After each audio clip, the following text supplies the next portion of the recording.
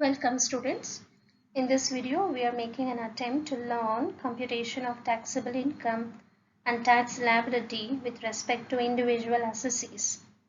And our discussions mainly will be considered for syllabus purpose and for the university exam related content. This is the format for calculating total income and tax liability of an individual assessee. We are mainly concerned with assessment of an individual. As we have already understood, there are 5 heads of incomes. 2 heads we have learned in the 5th semester BCom level, and the remaining 3 heads we have learned during this semester. So we have to take income from salary, income from house property, taxable income from business and profession, taxable income from capital gains.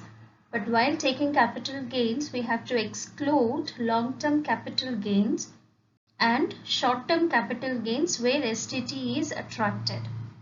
So except these two, STCG with STT and LTCG. Except these two, any other capital gains we have to add. And then finally, taxable income from other sources. Even here, we have to exclude casual income. Casual income is nothing but winning from lotteries, card games, TV show games, horse races, betting, gambling. All this comes under casual income. So except these, we have to add all 5 heads of incomes, and which is called as gross total income. From this gross total income, we have to give deductions under section 80C to 80U.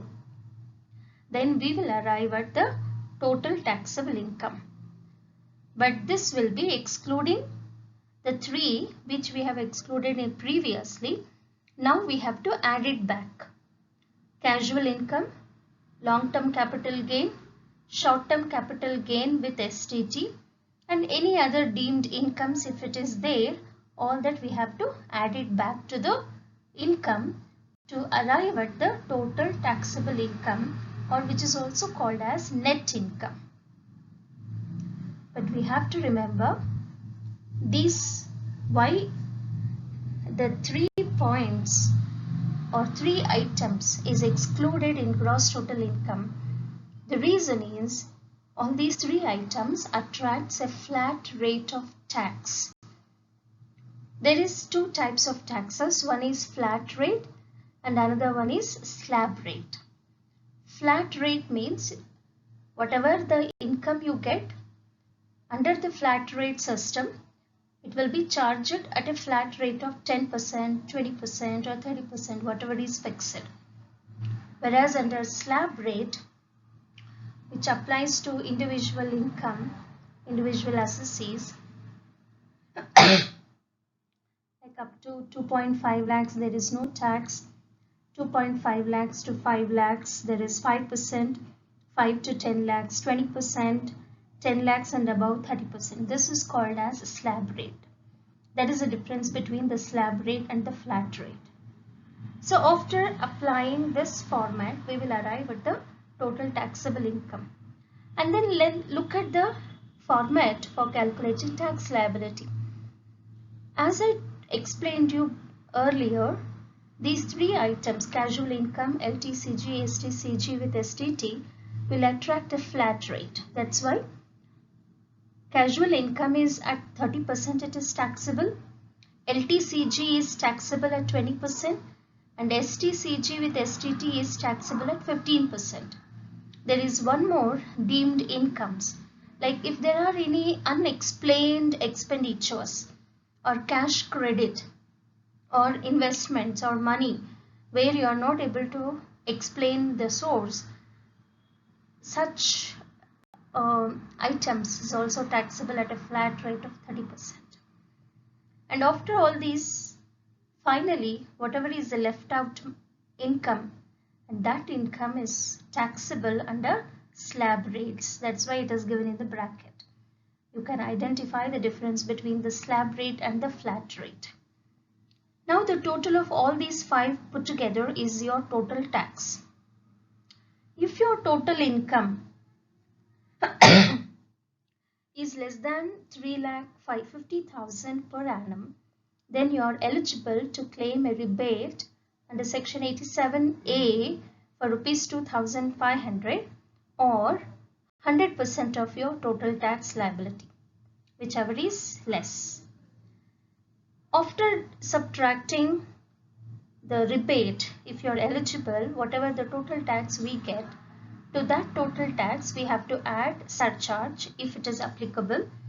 Surcharge of 10% of income tax where the total income exceeds 50 lakhs per annum. If the income exceeds 1 crore, then the surcharge will be charged at 15%, 15%. So that we have to add. Health and education cess at 3% we have to add. So now we get the total tax. From this total tax, if you have paid any advance taxes or tax deducted at source, that has to be subtracted. If you are supposed to pay any interest or penalty for your delayed payment or any other legal proceedings against the assessee, such interest and penalty has to be added. And finally, we will arrive at the tax payable. Sometimes this tax payable or tax liability, what we normally call, it can be even a negative value, which means that refund that you have to receive from the tax authority. It is not always the tax is payable by the assessee. Even whenever you have paid excess tax in the form of tax deducted at source. So for example, you have banking investments or you have interest from bank where the bank would have already deducted the TDS at the source itself. So all such TDS, if you are not coming in the tax bracket, you can claim that refund back from the tax authority. So that is the reason why everybody, even if I'm not supposed to pay tax, but still it is good to apply or file income tax returns. That is the best practice. So it can be tax payable by the assessee to the tax authority, or if it is a negative value, which means that this is the tax refund which has to be paid by the tax authority to the individuals. This is how the format will be followed. Please understand it properly. I was mentioning about the flat rate of tax and slab rate of tax. Now you look at the slab rate of tax for different individuals based on their age. It is based on the different types of persons. Individuals, HUF, association of persons or body of individuals, and artificial persons. These are the slab rates which will be applicable. If your net income is ranging between up to 2.5 lakhs, there is no tax. 2.5 lakhs to 5 lakhs, 5%. 5 to 10 lakhs, 20%. 10 lakhs and above, it is 30%. Same way, for the senior citizens, those who are above the age of 60 years but less than 80 years of age, for them up to 3 lakhs there is no tax. 3 lakh to 5 lakh means the 2 lakhs difference amount, 5% they have to pay. How we calculate normally? 3 to 5 lakhs means 2 lakhs. 5% of 2 lakhs we have to take. Then 5 lakhs to 10 lakhs, 20%, 10 and above it is 30%. There is a third category of citizens who are called as super senior citizens whose age is above 80 years. So for them, up to 5 lakhs there is no tax. 5 to 10 lakhs, 20%, 10 and above it is 30%. I was mentioning about 87A rebate. Any resident individual whose income is up to 3,50,000 per annum can avail this rebate. It is a deduction from the income tax before calculating the education cess, higher education cess. and the amount of rebate is 100% of the income tax that we have to pay, or rupees 2,500, whichever is less. And surcharge is nothing but, it is also called as tax on tax. 10% of your income tax if your total income exceeds 50 lakhs. 15% of your total tax if your income exceeds 1 crore. And health and education cess is at 4%. These are the basic concepts, information which you people should be aware before calculating the problems. Look at this question. They have given us the information about gross salary, rent from house property, interest on bank deposits after deduction at source, means this interest will be the net interest. So whenever there is a net income, that has to be converted into gross, that you have to remember. And gross salary, rent from house property are not the actual taxable income. Still we have to apply some of the tax provisions of salary chapter, house property chapter. Agricultural income is there. That is another important adjustment in this question. We have to do the integration of agricultural income with non-agricultural income. Long-term capital loss, short-term capital gains, interest on Kisan Vikas Patra, gross is given, life insurance premium paid is given. Let us understand how to do the tax treatment for this. See, in this question, they have given us the gross salary. That gross has to be converted into net taxable income. So out of gross salary, you have to give deduction under section 16 if you remember, where it will be professional tax and standard deduction of 40,000. That 40,000 includes all other deductions that an assessee or an employee is eligible to claim. So 3,40,000 minus 40,000 standard deduction, 3 lakhs is your taxable income from salary, so we'll take it into the outer column. Rent from house property is given, which is nothing but your net annual value. You should remember your 5th semester income tax provisions. Out of this NAV, you have to give deduction under section 24. That means 30% of NAV as standard deduction. 30% of your NAV, 60,000, comes to 18,000. So after subtracting deductions, your taxable income from house property is 42,000. So take it into the outer column. Short-term capital gains, they have not mentioned whether it is STT or not. So we will take it to the outer column straight away, 24,000. Then we have long-term capital loss. It will not come here right now. We'll do that treatment later. Then under income from other sources, we have interest on bank deposits. It is given after deducting the tax at source, means TDS is already deducted, which means it is a net. So that net has to be grossed up by using the grossing up formula. So 10,800 divided by 100 minus TDS into 100. So you will get 12,000. Interest on Kisan Vikas Patra, it is given gross in the bracket. So entire 5,000 you show under income from other sources. So your gross total income is 3,83,000. Out of this you have to give deduction under 80C to 80U. You have insurance, life insurance premium 80C. So only 10,000 which you have paid towards life insurance premium out of his agricultural income, whatever it is, but life insurance premium 10,000 you can claim as deduction. So after that deduction, your total income becomes 3,73,000. To this total income, you have to add your casual income, LTCG, or any other STCG with STT if it is there. So casual income we have winning from horse races, which we have not added in the gross. So now we have to add it 20,000. And long-term capital loss will not be shown here because the loss has to be carried forward. It will be allowed to carry forward for 8 years, for future 8 years period. So only 20,000 will be adding it back. So your total taxable income stands at 3,93,000.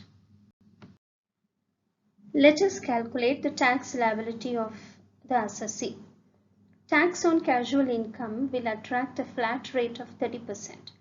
So 20,000 of horse race winnings at 30% comes to 6,000. Then tax on other income will be on slab rates. So here it comes the agricultural income integration. When we add agricultural income, what will be your tax? And when we don't add agricultural income to that limit, if we add the agricultural income to the ceiling limit, what will be the difference only we have to consider. So tax on other income, that is we have 3,73,000 before adding the casual income. So to that total income, we have to add agricultural income 20,000. It becomes 3,93,000 minus tax on agricultural income plus ceiling limit. Ceiling limit is up to 2,50,000. There is no tax for individuals. So that is called ceiling limit or exempted limit. So 2,50,000 plus 20,000, 2,70,000. The difference between the two is 1,23,000. So on this 1,23,000 only you are supposed to charge tax. Up to 2.5 lakhs there is no tax. So already we have integrated that with agricultural income. So remaining 1,23,000 you have to charge 5%. So 5% of 1,23,000 comes to 6,150. So your total tax liability becomes 12,150. You cannot claim rebate under section 87A because the assessee's income is more than 3.5 lakhs per annum. So on this tax liability you have to charge 4%. Education says 4% of 12,150, it becomes 486. So if you add that, it becomes the gross tax liability is 12,636. Already you have paid TDS on the casual income. Whenever you earn casual income like lotteries, gambling, betting, or winning from horse races, 30% will be deducted at the source. So that TDS, whatever you have already deducted, that has to be subtracted now. So 20,000, 30% becomes 6,000. You subtract. Your taxable tax liability, tax payable by the assessee is 6,636. Hope you people have understood the concept of taxable income and tax liability, and this is very important question for 14 marks. Look at this question. The assessee is running a cloth merchant business and the profit and loss account for the year ending 31st March 2019 is given. We are supposed to calculate what is her gross total income. Gross total income means total of 5 heads of incomes. So we should remember, while reading this question, identify each point, whether it comes under any of the 5 heads of incomes, whether it comes under any of the deductions from ATC to ATU. While reading the question itself, you make a point of it and it will help you while solving it. So I am not going to read the whole question in detail. Let us go to solve this. When the profit and loss account is given, it is understood that the solution we have to calculate, especially business income. So to calculate the business income, we have to apply the format under mercantile system of accounting. Net profit as per P&L account, add inadmissible expenses which are debited to P&L account. So those items which are debited to P&L account, which will be considered as inadmissible, we have to identify and then we have to add it back. So the first one is trade expenses. It is relating to business, so ignore. Establishment charges, rent, rates and taxes, all these are relating to business, so don't show in the solution.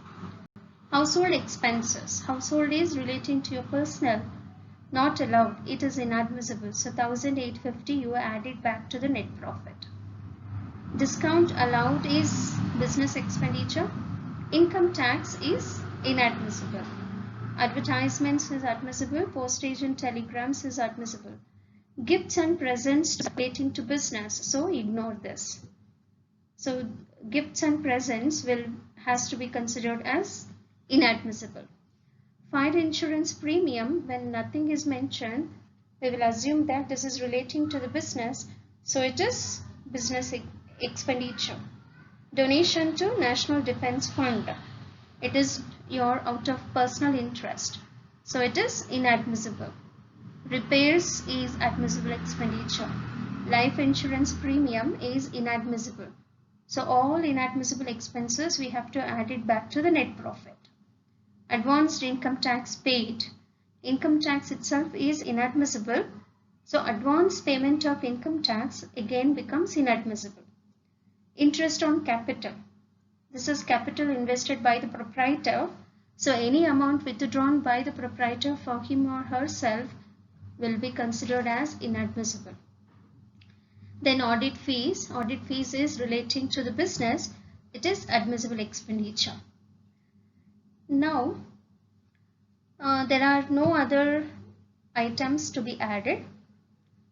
If we look at the amount to be subtracted, non-business incomes which are credited to the P&L account. On credit side, we have dividends.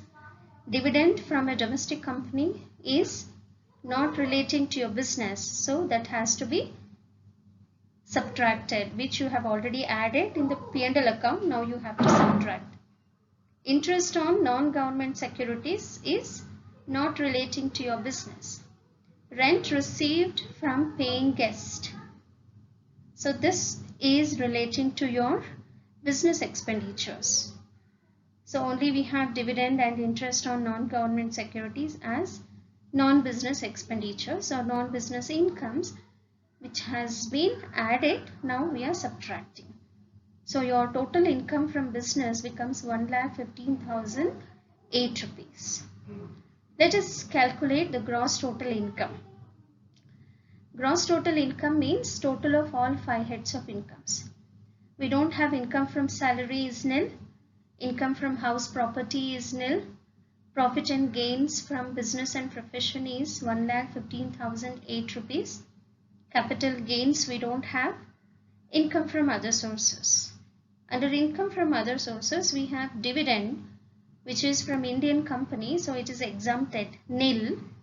And interest on non-government securities, net amount is given. So whenever there is net, that has to be grossed up. So we have used grossing up formula 1592 into 100 divided by 100 minus TDS. TDS will be normally 10%. So we have calculated the gross as 1769. So by adding all these 5 heads of incomes, your gross total income is 1,16,777. This is how the calculation of gross total income we have to do. Suppose if they ask, find out the net income or total taxable income, then we have to do the further calculation from gross total income. That is, deductions we have to give. The very important deductions which we can identify here is donation to National Defense Fund will come under 80G, 100% deductible. So that 800 rupees we can show as deduction, and we can simply calculate what is the total taxable income and tax liability. Look at this question. Mrs. Sunita submits the following incomes and expenses. So out of this income and expenses information, we have to find out what is her taxable income and tax liability. So let us do that. Okay, look at the solution. Taxable income from salary 2 lakhs. Computed income from house property 65,000. Whenever they have given computed or taxable value, you can straight away take that amount into the amount column. If they give gross salary or rent received from house property, which means that you have to do the further calculations. Then agricultural income from Bangladesh. Agricultural income within India is exempted from tax, whereas if you receive agricultural income from outside India, it becomes taxable. And it is taxable under income from other sources, so 1 lakh rupees. Then share of income from HUF is exempted. Computed income from short-term capital gains is given, so that becomes taxable.